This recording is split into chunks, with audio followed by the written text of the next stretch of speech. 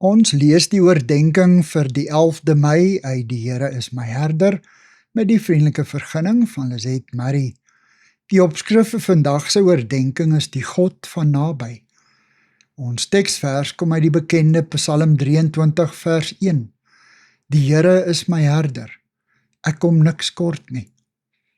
In teenstelling met Psalm 22 wat begin met Dawid wat God as Elohim, die hoogverhewe, onbereikbare God aanroep, teken hy in Psalm 23 die prentjie van 'n sorgsame en altyd teenwoordige herder wat in voeling met sy skape is.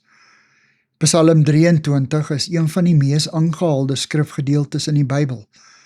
Beangste kinders en jong mense, ook siekes, verdwaasdes en sterwendes, prewel hierdie woorde in die aangesig van hulle grootste nood of hulle donkerste oomblikke. Predikante en pastore lees dit aan hulle verdwaasde kiddetjies in onseker tye. Skape leer om stemme te onderskei en volg hulle herder wanneer hulle sy bekende stem hoor. In sy teenwoordigheid kom hulle tot rus en hulle volg hom.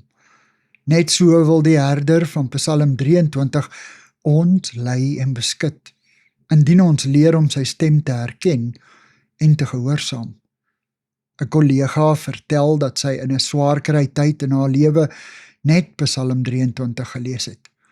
Sy sê dat die Psalm elke keer soos 'n groot koeltesambreel bo haar oopgevou het terwyl sy dit lees.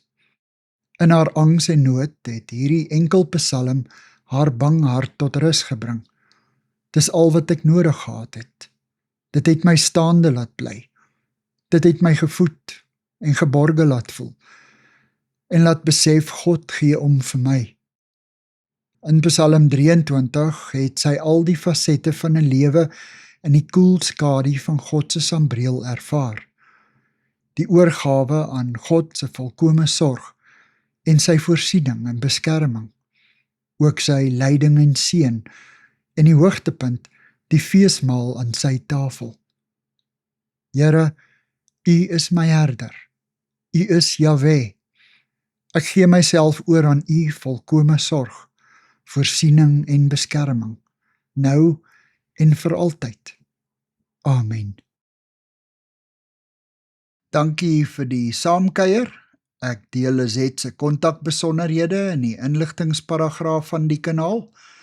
Daar is ook skakels na voorlesings van Lizet se ander publikasies wat hier beskikbaar is.